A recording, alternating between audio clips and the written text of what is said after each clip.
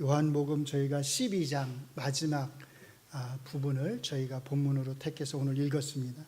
요한복음을요 크게 두 부분으로 나누면 1장부터 12장까지가 전반부에 해당하고요 13장부터 마지막 21장까지가 후반부에 해당합니다.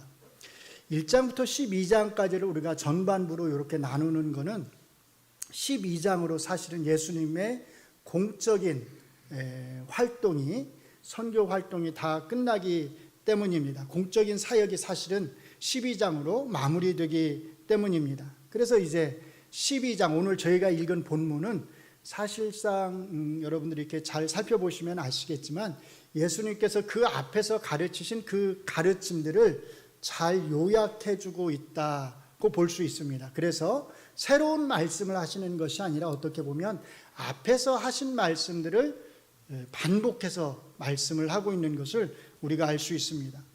이렇게 오늘 저희가 읽은 본문의 말씀이 앞의 내용을 요약해주고 있다고 하는 것은 사실은 이 본문 말씀이 굉장히 중요하다. 왜냐하면 중요하니까 요약을 해놨겠죠. 그렇죠?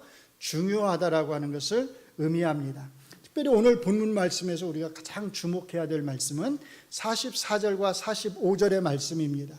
예수께서 외쳐 이르시되 나를 믿는 자는 나를 믿는 것이 아니요 나를 보내신 이를 믿는 것이며 나를 보는 자는 나를 보내신 이를 보는 것이니라, 이렇게 말씀을 합니다. 이게 무슨 뜻일까요? 그냥 겉으로 보면 이 말씀이 크게 어려운 말씀으로 보이지는 않습니다. 대부분의 사람들이 이 말씀을 예수님께서는 하나님이 보내신 하나님의 권위를 가지고 이 땅에 오신 하나님의 대리자시구나 정도로 이렇게 이 말씀을 이해를 합니다. 물론 그 말씀이 틀린 것은 아닙니다. 그러나 우리는 지금 하나님의 모든 계시가 다 드러난 신약의 시대를 살아가고 있습니다. 그렇기 때문에 오늘 우리의 입장에서 보면, 그러니까 신약의 시대를 살아가는 모든 하나님의 계시가 다 명백하게 드러난 이 신약적 관점에서 우리가 이 말씀을 보자면 사실 이 말씀은 단순히 예수님께서 하나님의 대리자시다라고 하는 것보다 훨씬 더 중요한 의미가 여기에 담겨져 있습니다. 이 말씀을 그래서 우리가 제대로 이해하려면 무엇보다도 삼위일체라고 하는 우리의 신앙 고백을 배경으로 해서 이 말씀을 살펴볼 필요가 있습니다. 삼위일체라고 하는 말 들어보셨죠? 너무나 많이 들어보셨을 거예요. 기독교 복음의 가장 핵심이 되는 것이 바로 뭐냐면 삼위일체 교리입니다. 어떤 사람이 이단이냐 아니냐, 이단이냐 정통이냐를 구분하는 가장 첫 번째 기준이 뭐냐면 그 사람이 삼위일체를 믿는가 믿지 않는가입니다. 삼위일체를 믿으면 정통이고 믿지 않으면 이단이라고 말을 할 수가 있습니다. 그래서 저희 교회도 여러분들이 저희 옆에 벽면을 보시면 이렇게 아실 수 있겠지만 제일 처음에 우리 교회의 신앙 고백으로 뭐라고 되어 있냐면 우리는 삼위일체 하나님을 믿습니다, 이렇게 적어놓은 것입니다. 아무 생각이 없이 그냥 적은 것이 아니라 이 고백이 가장 중요한 첫 번째 고백이기 때문에 저렇게 적어놓은 거예요. 그런데 만약에 누군가 여러분에게 삼위일체가 뭡니까? 이렇게 물어본다면 여러분들은 뭐라고 설명을 해주시겠습니까? 듣기는 들었는데, 그렇죠? 많이 들어서 뭔지는 알 것 같은데 그래도 막상 누가 이렇게 삼위일체에 대해서 물어봐서 그거를 설명을 해주려고 하면 이게 적당하게 뭐라고 설명해야 될지 좀 난감한 부분이 있는 게 사실입니다. 아는 것 같은데 막상 거기에 대해서 대답하고 설명을 하려고 하면 뭐라고 설명해야 할지 좀 당황스러운 것이 사실입니다. 그래서 이런 때는 가장 좋은 방법이 뭐냐면 중요한 표현을 외우는 겁니다. 암기하는 거예요. 그래서 이런 때 우리에게 가장 큰 도움이 되는 게 뭐냐면 우리 믿음의 선배들이 우리에게 물려준 신앙 고백서입니다. 소요리 문답 제5문은 삼위일체에 대해서 우리에게 이렇게 설명해 주고 있습니다. 같이 한번 읽어보겠습니다. 시작. 하나님의 신격에 삼위가 계시니 성부와 성자와 성령이십니다. 이 삼위는 한 하나님이시고 본질에 있어서 같고 권능과 영광에 있어서 동등하십니다. 너무 잘 정리를 해놓았어요. 여기서 두 가지를 잘 기억하셔야 됩니다. 첫째로 삼위일체란 한 하나님이 성부와 성자와 성령이라고 하는 세 위격으로 계신다라고 하는 겁니다. 세 위격, 이 표현을 잘 기억하셔야 됩니다. 세 분이 아니에요. 세 분 이렇게 표현하면 잘못 표현하는 겁니다. 세 위격 이렇게 표현을 해야 됩니다. 둘째는요, 이 삼위는 본질에 있어서 같고 권능과 영광에 있어서 동등하십니다. 누가 더 큰 권능을 갖고 누가 더 적은 권능을 가지고 있는 게 아니란 거예요.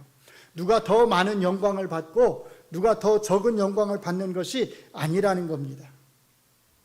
그래서 여러분들이 이 소요리 문답 제5문에 나와 있는 이 삼위일체에 대한 이 정의를 잘 외우셨으면 좋겠습니다. 이것이 너무 길고 너무 힘들다.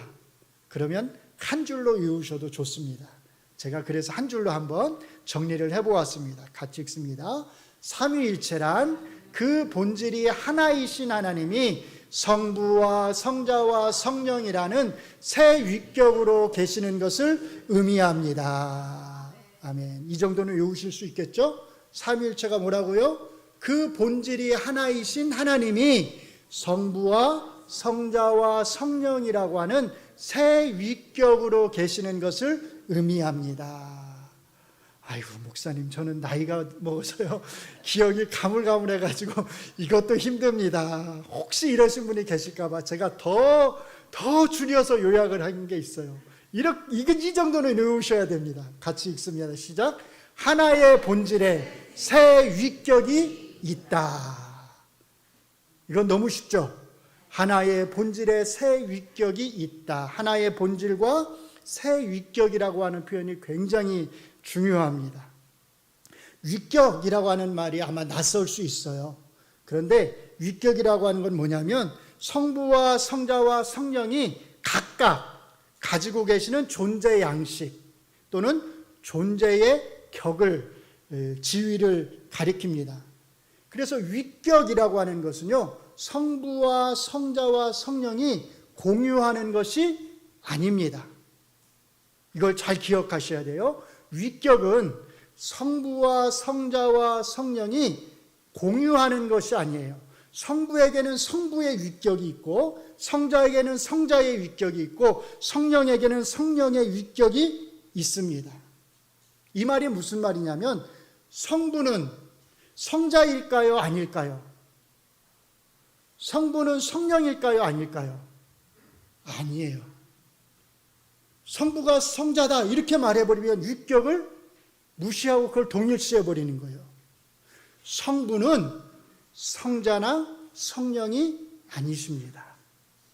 마찬가지로 성자는요, 성부나 성령이 아니십니다. 성령은요, 성부나 성자가 아니십니다. 성부, 성자, 성령은 각각 구별되는 위격을 가지고 계십니다. 그래서 세 위격 이렇게 표현을 하는 거예요.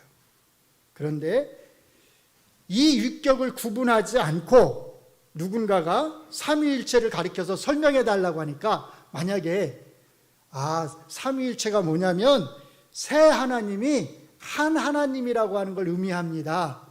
이렇게 설명을 했다면 맞을까요? 틀릴까요? 틀린 거예요. 우리는 보통 그렇게 생각하기 쉽잖아요. 세 하나님이 한 하나님입니다. 이렇게 생각하기 쉬워요.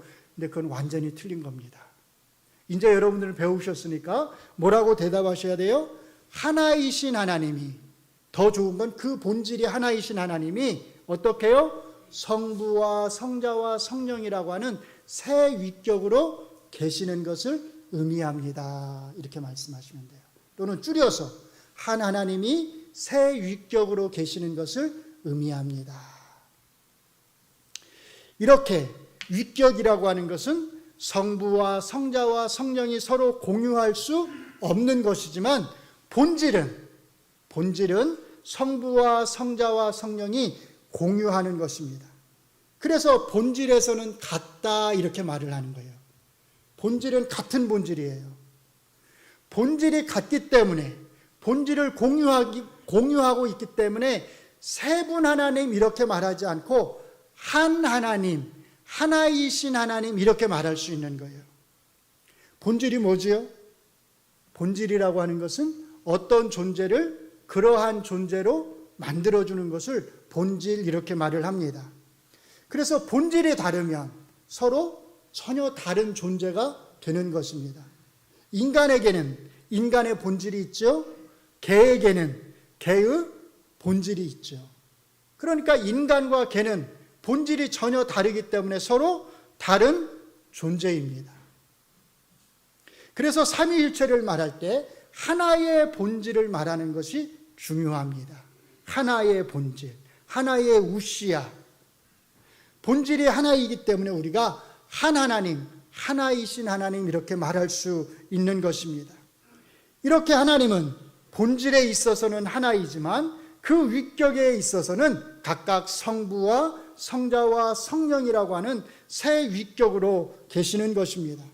그래서 여러분들이 하나의 본질의 세 위격이라고 하는 이 표현, 뭐라고요? 하나의 본질의 세 위격이라고 하는 이 표현을 꼭 잘 기억하시고 암기하셔야 합니다. 바로 이것을 가리켜서 뭐라고 하냐면 삼위일체 이렇게 말을 합니다. 오늘 본문의 44절과 45절 말씀이 지닌 중요성이 바로 여기에 있습니다. 이 말씀은요, 삼위일체 중에 제2위에 해당하시는 예수님이 제1위에 해당하시는 하나님과 맺고 있는 관계가 어떤 관계인지를 우리에게 말해주고 있습니다. 예수님이 뭐라고 말씀하시냐면 나를 믿는 자는 나를 믿는 것이 아니고 나를 보내신 이를 믿는 것이다 그렇게 말씀하십니다. 어떻게 이게 가능할 수 있을까요? 어떻게 예수님을 믿는 것이 하나님을 믿는 것이다 이렇게 말을 할 수 있을까요? 이것이 가능한 것은 예수님께서 삼위일체의 제2위에 해당하시는 분이시기 때문이라는 겁니다. 이것이 가능한 것은 예수님이 성부 하나님과 그 본질을, 하나의 본질을 공유하고 계시는 성자 하나님이시기 때문이라는 겁니다.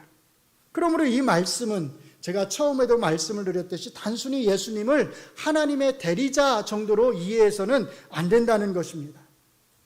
요한복음은요, 이게 요한복음의 특징이라고 할 수도 있는데 성부 하나님과 성자 하나님의 관계를 어떻게 묘사하냐면 보내는 자와 보냄을 받는 자의 관계로 묘사를 합니다. 그래서 성부 하나님을 가리켜서 뭐라고 말하냐면 성자 예수님을 보내신 분 이렇게 말을 합니다. 반면에 예수님을 가리켜서는요, 예수님은 뭐라고 말하죠? 성부 하나님에 의해서 보내심을 받으신 분 이렇게 말을 합니다. 그러므로 나를 믿는 자는 나를 믿는 것이 아니고 나를 보내신 이를 믿는 것이다 라거나 그 다음에 하시는 말씀, 나를 보는 자는 나를 보내신 이를 보는 것이다 라고 하는 이 말씀은 보내시는 분으로서의 성부 하나님과 보내심을 받는 분으로서의 성자 예수님 사이에 이 둘 사이에 있는 아주 독특한 유일무이한 관계를 우리에게 말씀해주고 있는 것입니다. 구약 성경에서도 많은 선지자들이 하나님의 보냄을 받았잖아요. 그러나 그 구약에 하나님의 보냄을 받은 그 선지자들은 예수님처럼 이렇게 말을 할 수가 없어요. 나를 믿는 것은 하나님을 믿는 것이다 이렇게 말을 할 수가 없어요. 누구만 이렇게 말할 수 있는 거예요? 예수님만 이렇게 말할 수 있다는 겁니다. 그러면 나를 믿는 자는 나를 믿는 것이 아니요 나를 보내신 이를 믿는 것이다 라고 했을 때 이 말씀은 누구를 믿어야 한다는 말씀일까요? 사실 이게 이제 중요한 거죠. 여러분들이 이 말씀을 들었을 때, 이 말씀은 누구를 믿어야 한다는 말씀으로 들리나요? 나를 믿어야 된다는 말씀일까요? 아버지이신 하나님을 믿어야 한다고 하는 말씀일까요? 포인트가 어디에 있을까요? 나에게 있나요? 아버지에게 있나요? 나에게 있습니다. 나가 중요합니다. 예수님은 나를 강조합니다. 나를 믿어야 한다는 거예요. 나를 믿지 않고서는 아버지를 믿을 수 없다는 겁니다. 나는 아버지 하나님을 믿습니다. 이렇게 고백을 하면서 예수님을 믿지 않으면 아버지 하나님을 믿는 걸까요? 믿지 않는 걸까요? 믿지 않는 거라는 겁니다. 예수님을 믿지 않고서는 아버지를 믿을 수 있는 다른 방법이 없다는 겁니다. 아버지에 대한, 하나님에 대한 그 신앙 고백이 참된 신앙 고백이 되려면 그 안에 나는 예수님을 믿습니다라고 하는 그 고백이 선행되어야 한다는 것입니다. 나를 보는 자는 나를 보내신 이를 보는 것이다 라고 하는 이 말씀 역시 마찬가지입니다. 포인트는 아버지를 보는 것에 있는 것이 아니라 나를 보는 것에 있습니다. 나를 보아야 한다고 말씀하시는 것입니다. 그래서 요한복음 14장에 여러분들이 조금 뒤에 가시면 빌립, 예수님의 제자 중에 빌립이라고 하는 제자가 예수님에게 뭐라고 부탁하죠? 나에게 아버지를 보여주세요 이렇게 부탁을 하잖아요. 그때 예수님이 빌립에게 하시는 말씀이 있습니다. 뭐라고 하시죠? 나를 본 자는 누구를 보았다? 아버지를 보았거늘 왜 나에게 아버지를 보이라고 하느냐, 이렇게 책망하십니다. 자, 지금까지 아마 조금 낯선 설교였을지 모르겠는데 정리를 하면 크게 두 가지로 정리를 할 수가 있습니다. 첫째로 예수님이 44절과 45절의 말씀을 하실 수 있는 것은 예수님이 성자 하나님으로서 성부 하나님과 그 본질을, 하나의 본질을 공유하고 계신 분이기 때문이라는 겁니다. 둘째로요, 그러므로 하나님을 믿고자 한다면, 정말로 참되게 하나님을 고백하고자 한다면 예수님을, 나를 믿어야 한다는 겁니다. 다른 방법은 있다 없다? 없다는 겁니다. 여기서 우리는 우리의 신앙 고백과 관련해서 매우 중요한 한 가지 교훈을 얻을 수 있습니다. 여러분 모두 하나님을 믿으시죠? 하나님을 믿으시니까 이 자리에 나와서 지금 예배를 드리는 것일 것입니다. 그런데 누군가가 여러분에게 나는 하나님을 믿습니다라고 하는 당신의 고백이 무슨 뜻입니까? 이렇게 물어본다면 여러분들은 뭐라고 그 사람에게 설명을 해 주시겠습니까? 우리는 어떤 신앙 고백을 할 때, 믿음의 고백을 할 때 사실은 내가 하는 그 신앙의 고백이 무슨 의미인지를 알고서 고백을 해야 됩니다. 그렇겠죠? 그것에 대해서 내가 설명해 줄 수 있어야 합니다. 그냥 그게 무슨 의미인지도 모르고 나는 하나님을 믿습니다라고 말하면 사실 그건 바른 믿음이라고 할 수가 없어요. 그래서 나는 하나님을 믿습니다라고 하는 당신의 그 신앙 고백이 무슨 의미입니까? 이렇게 묻는다면 여러분들은 그 신앙 고백에 대해서 반드시 설명해 줄 수 있어야 합니다. 그게 무슨 뜻으로 여러분들은 그 고백을 하시나요? 그럼 뭐 여러 가지로 대답할 수 있어요. 내가 하나님을 믿는다고 하는 것은 나는 세상을 창조하신 하나님을 믿는다는 뜻입니다. 내가 하나님을 믿는다고 하는 것은 이 온 우주 만물을 통치하시는 분이 하나님이시라고 하는 뜻입니다. 내가 하나님을 믿는다고 하는 것은 하나님께서, 살아계신 하나님께서 내 삶에 간섭하신다는 뜻입니다. 또는 내가 하나님을 믿는다고 하는 것은 하나님이 내 기도에 응답하시는 하나님이라고 하는 뜻입니다. 이렇게 다양하게 우리의 믿음을 설명해 줄 수 있습니다. 그런데 지금 제가 방금 말한 그것들 가운데서는요, 사실은 가장 중요한 한 가지 핵심, 알맹이 되는 고백이 하나 빠져 있습니다. 그게 뭘까요? 다른 것이 아니라 나는 그의 아들 예수님을 보내신 성부 하나님을 믿습니다라고 하는 그 고백입니다. 이 고백이 왜 중요할까요? 우리가 하나님에 대한 우리의 신앙 고백을, 우리가 믿는 하나님에 대한 그 신앙 고백이 참된 신앙 고백이려면 그 하나님은요 반드시 예수님과 관련해서 예수님과 관련해서 규정되는 하나님이셔야 합니다. 이게 중요합니다. 역으로도 마찬가지겠죠. 우리가 예수님에 대한 참된 신앙을 고백을 하려면 그 예수님이 누구인지에 대해서 하나님과 관련해서 그 예수님을 규정을 해야 됩니다. 예수님이 어떤 분이신지 규정을 해야 됩니다. 그래서 우리가 믿는 하나님이 정말 참된 하나님이라고 하는 것을 우리가 고백하자면 그 안에 예수님이 들어가야 되는데 어떤 예수님이 들어가야 되냐면 나는 하나님의 아들로서 예수님을 이 땅에 보내신 그 하나님을 믿습니다라고 하는 이 고백이 반드시 들어가 있어야 합니다.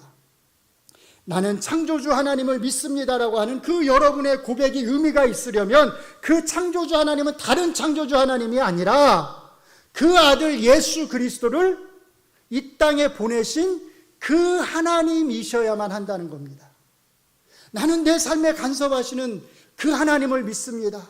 내 기도에 응답하시는 그 하나님을 믿습니다라고 하는 여러분들의 그 신앙의 고백이 의미가 있으려면 여러분의 삶에 간섭하시는 그 하나님, 여러분의 기도에 응답하시는 그 하나님은 다른 하나님이 아니라 이 땅에 자기의 사랑하는 아들을 보내신 성자 예수님을 보내신 바로 그 하나님이심에 대한 그 하나님에 대한 고백이 반드시 들어가 있어야 한다는 겁니다. 그러므로 다시 한번 강조해서 말씀을 드리지만 하나님을 하나님으로 규정하는 가장 참된 고백은 누구와 관련해서요? 예수님과 관련해서 우리의 구원을 위해서 성자 예수님을 이 땅에 보내신 그 성부 하나님이라고 하는 이 고백입니다. 마찬가지로 우리가 예수님을 고백할 때도요, 여러 가지로 우리가 예수님에 대한 신앙을 고백할 수 있지만 예수님에 대한 고백을 가장 참되게 규정할 수 있는 것은 성부 하나님과 관련해서 내가 믿는 예수님은 성부 하나님에 의해서 보냄을 받으신 바로 그 예수님입니다. 이렇게 고백할 수 있어야 합니다. 예수님이 우리의 유일한 구원자가 되실 수 있는 것은 그분이 바로 성부 하나님에게서 보냄을 받으신 성자 하나님이시기 때문입니다. 하나님과 예수님은 이렇게 서로가 서로를 규정해 주는 것을 통해서 자기 자신을 가장 잘 드러내실 수가 있습니다.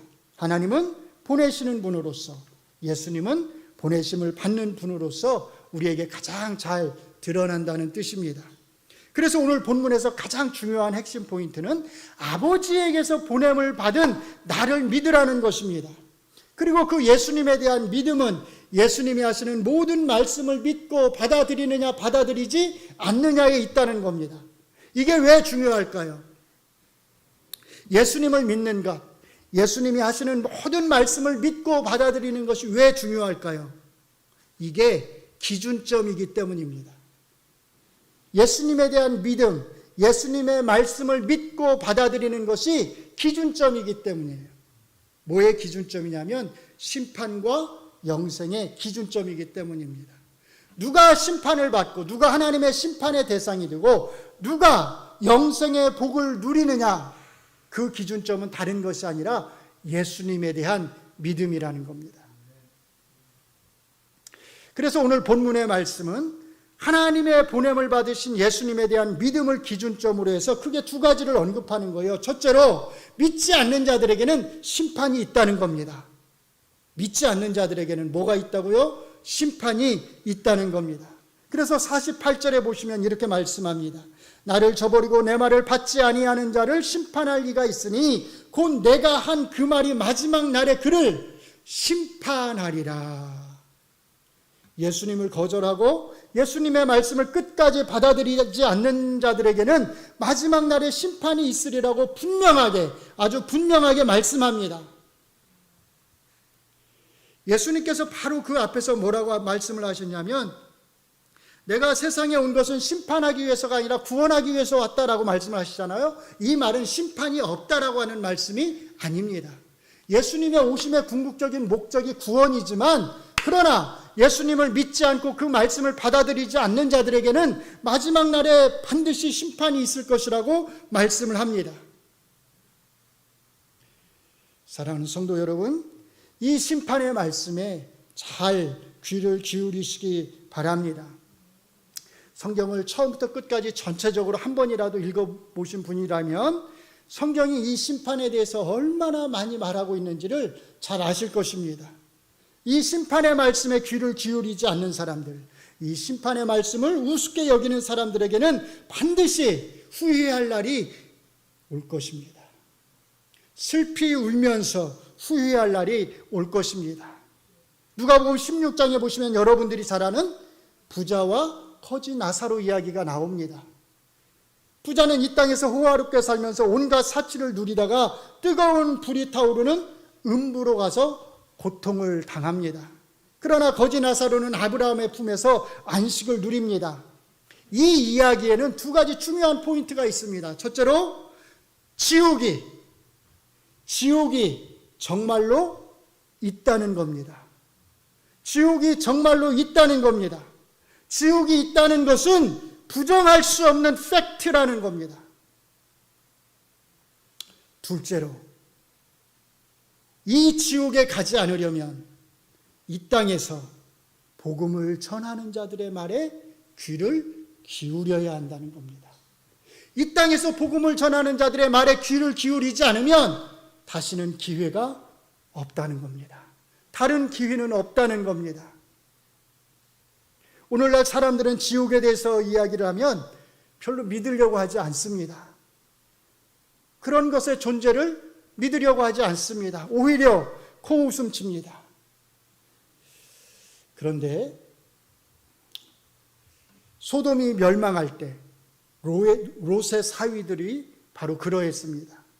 소돔이 멸망하게 되리라고 하는 천사들의 말을 듣고서 롯이 앞으로 자기 딸들의 사위가 될 사람들에게 가서 여호와께서 이 소돔성을 멸하실 터인데 빨리 일어나서 다른 곳으로 떠나라고 그렇게 말을 해줬을 때 이 사위들 사람들의 반응이 어떠했죠? 어떻게 반응했죠? 성경이 뭐라고 말하냐면 농담으로 여겼더라 이렇게 말씀합니다. 농담으로 여겼더라. 그런 게 어디 있냐는 겁니다. 이렇게 소돔성이 화려하게 우리가 이렇게 화려하게 잘 살아가고 있는데 그런 게 어디 있냐는 겁니다. 농담으로 여겼다고 말씀을 합니다. 오늘날에도 이렇게 지옥에 대한 말씀, 심판에 대한 말씀을 농담으로 여기는 사람들이 있습니다. 그들은 반드시 언젠가 후회하고 슬피 울면서 후회할 날이 있을 것입니다. 예수님에 대한 믿음을 기준점으로 해서 오늘 본문이 말하는 두 번째 메시지는 믿는 자들에게는 영생이 있다는 겁니다. 믿지 않는 자들에게는 심판이 있지만 믿는 자들에게, 누굴 믿는 자들이요? 예수님을 믿는 자들에게는 영생이 있다는 겁니다. 그래서 49절과 50절을 보시면 이렇게 말씀합니다. 내가 내 자의로 말한 것이 아니요 나를 보내신 아버지께서 내가 말할 것과 이룰 것을 친히 명령하여 주셨으니 나는 그의 명령이 영생인 줄 아노라. 심판의 반대편에 영생이 있음을 믿으시기 바랍니다. 이 영생은 요한복음의 저자에게 특별히 중요한 단어입니다. 왜냐하면 요한복음의 저자는 20장에서 자기가 이 책을 기록하는 기록 목적을 이렇게 말하고 있기 때문입니다. 오직 이것을 기록함은 너희로 예수께서 하나님의 아들 그리스도이심을 믿게 하려 하며 또 너희로 믿고 그 이름을 힘입어 생명을 얻게 하려 함이니라. 생명을 얻게 하려 합니다. 여기서 말하는 생명은 다른 말로 말하면 영생입니다. 요한복음에서는 생명과 영생이라고 하는 단어가 같은 의미로 사용되고 있습니다. 그래서 요한복음의 저자는 자기가 이 책을 기록하는 목적이 사람들에게 영생을 얻도록 하기 위한 것이라고 말합니다. 그러므로 요한복음에서 생명 또는 영생이라고 하는 이 단어는 다른 어떤 단어보다도 중요합니다. 그리고 바로 그 영생의 기준은, 영생을 얻는 기준은 하나님을 믿는 것이 아닙니다. 그 영생의 기준은 하나님이 보내신 자이신 그 아들 예수 그리스도를 믿는 것이다, 이렇게 말을 합니다. 그래서 20절에서도 아까 뭐라고 말했죠? 예수께서 하나님의 아들 그리스도이심을 믿게 하려 하며 또 너희로 믿고 그 이름을 힘입어 영생을 얻게 하려 함이다, 이렇게 말하는 것입니다. 누가 기준점입니까? 예수님이 기준점입니다. 누구에 대한 믿음이 기준점입니까? 예수님에 대한 믿음이 기준점입니다. 그래서 오늘 본문에서 예수님은 나를 믿으라고 외쳐 말씀하시는 것입니다. 심판도 있고 영생도 있기에 심판을 받지 않고 심판이 아니라 영생을 얻기 원하는 자는 나를 믿어야 한다고 예수님께서 외쳐 말씀하시는 것입니다. 사랑하는 성도 여러분, 성경이 이렇게 분명하게 심판도 있고 영생도 있다고 말씀을 하고 있는데 아직까지 혹이라도 아직까지 예수님을 믿지 않고 있는 그런 분이 있지는 않습니까? 예수님을 믿으셔야 합니다. 예수님을 믿으셔야 합니다. 이 성경의 말씀을 농담으로 여겨서는 절대로 안 됩니다. 이 말씀을 믿고 심판도 있고 영생도 있다고 하는 이 말씀을 믿고 반드시 예수님에 대한 믿음을 고백하셔야 합니다. 오직 그 길만이 심판에서 벗어나서 영생으로 갈 수 있는 유일한 길입니다. 그 고백만이 하나님에 대한, 성부 하나님에 대한 참된 믿음의 고백입니다. 이 심판의 말씀에 귀를 기울이시고 예수님을 믿을 수 있는 마음을 달라고 간절히 기도하시기 바랍니다. 그리고 예수님을 믿는다고 고백하시는 분들은 여러분들의 그 고백이 정말로 정확히 어떤 의미를 가지고 있는지, 어떤 의미로 여러분들이 그 고백을 하고 있는지를 잘 아셔야 합니다. 알고 고백하셔야 합니다. 여러분이 믿는 예수님은 어떤 예수님입니까? 이렇게 고백하시면 됩니다. 같이 한번 읽어보겠습니다. 시작. 내가 믿는 예수님은 우리의 죄를 용서하기 위해서 성부 하나님에게서 보냄을 받으신 성자 예수님이십니다. 아멘.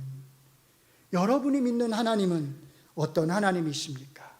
이렇게 고백하시면 됩니다. 같이 읽습니다. 내가 믿는 하나님은 우리의 구원을 위해서 성자 예수님을 이 땅에 보내신 성부 하나님이십니다. 아멘. 마지막으로 여러분이 믿는 삼위일체란 어떤 뜻입니까? 이렇게 고백하시면 됩니다. 같이 고백합니다. 삼위일체란 그 본질이 하나이신 하나님이 성부와 성자와 성령이라는 새 위격으로 계시는 것을 의미합니다. 아멘. 이런 믿음의 고백이, 이런 바른 믿음의 고백이 우리 안에 있기를 간절히 원합니다.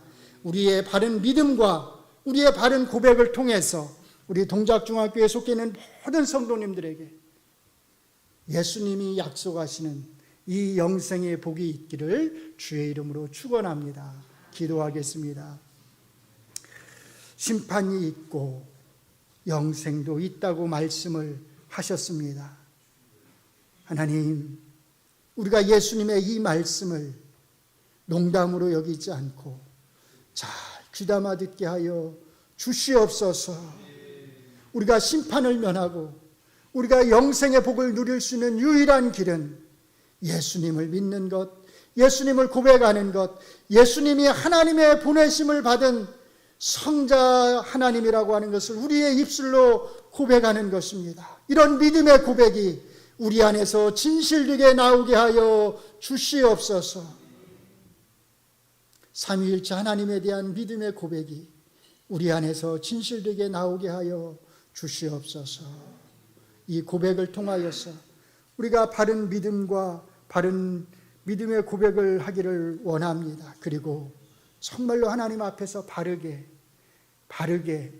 믿음 생활을 하기를 원합니다. 우리를 변화시켜 주시고 우리의 삶이 더 많이 예수님의 모습을 닮아갈 수 있도록 우리 주의 성령께서 우리를 주장하여 주시옵소서. 예수님 이름으로 기도합니다. 아멘.